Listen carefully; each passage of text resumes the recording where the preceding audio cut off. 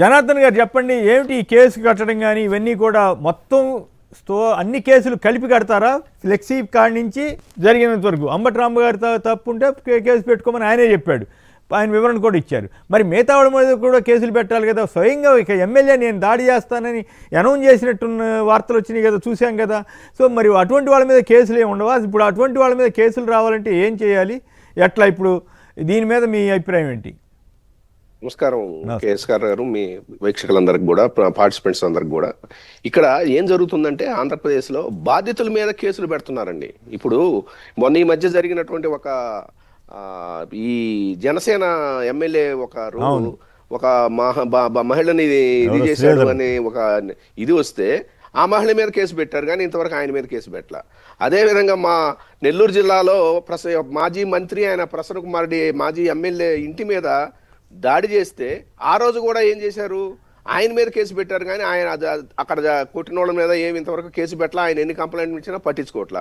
నిన్న జరిగింది కూడా అదే, ఒక అప్రజాస్వామికంగా రాక్షస పాలనకి నిదర్శనంగా 10 గంటల పాటు ఒక ఇంటిని 2000 మంది ముట్టడిచ్చి పథకం ప్రకారం దాడి చేస్తుంటే పోలీసులు ప్రేక్షక పాత్ర, ఒక్కరు కూడా లాఠీ పట్టుకోలేదు. చివరికి లాస్ట్ మూమెంట్లో ఏదో సెంట్రల్ హోమ్ మినిస్టర్కి, సెంట్రల్ మన ప్రధానమంత్రి గారికి కంప్లైంట్ ఇస్తే అప్పుడు వచ్చి వాళ్ళు కొంచెం ఏదో లాఠీలు పట్టుకొని కొంచెం మిలిటరీ వాళ్ళలాగా ఏదో ఇది ప్రొటెక్షన్ ఇచ్చినట్టుగా నటించారు. కానీ మొత్తం నటనండి, 10 గంటల పాటు మొత్తం నటించారు పోలీసులు. అక్కడ ఎలాంటి సిండు. నేను రాంబాబు గారితో కూడా మాట్లాడాను. రాంబాబు గారు అన్నారు, ఇది నాకు చివరి రోజులు, 2000 మంది బయట పెట్టేశారు, ఇది నన్ను ఇంకా బతకనీరు, అయినా కానీ నేను ధైర్యంగానే ఉన్నాను, నేను దేనికైనా పార్టీ కోసం నేనేమి ఇదిగా నేను వెంటనే 2 మాటలు తూలిన దానికి నేను క్షమాపణ చెప్పాను. నన్ను ఆవేశపరిచారు, నన్ను ఆ కారుని కొట్టారు, నా అద్దాలు బాగా కొట్టారు, కాబట్టి నేను అనున్నాను. అది కూడా నేను అనాల్సింది కాదు, నేను అన్నాను. దానికి నేను ఆవేశంతో వచ్చినాయి, కానీ దానికి శిక్ష ఇదే అని అంటున్నారు ఆయన. కరెక్ట్. ఇప్పుడు కంటికి కంటికి పన్ను అన్న విధంగా మనం చర్యలు తీసుకుంటే అప్రచాసకం అయిపోతుంది కదా. అది చివరికి ఎలా తయారయ్యారంటే, ఒక 2 ఎఫ్ఐఆర్లు కట్టారండి. ఒకటేమో సబ్ ఇన్స్పెక్టరు ఫ్లెక్సీలు చించేశారు, ట్రాఫిక్ అంతరాయం అని చెప్పి ఒక ఎఫ్ఐఆర్ కట్టారు.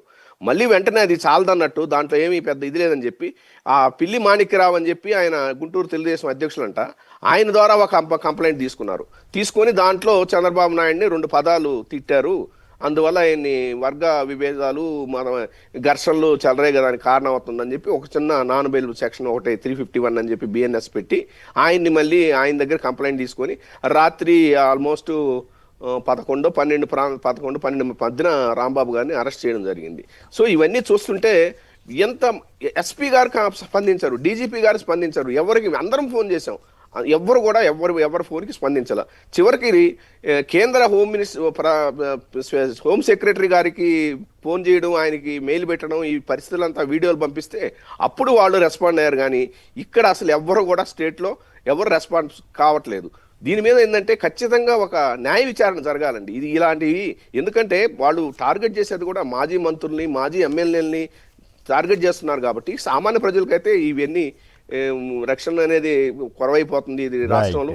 ఖచ్చితంగా దీని మీద న్యాయ విచారణ జరగాలి.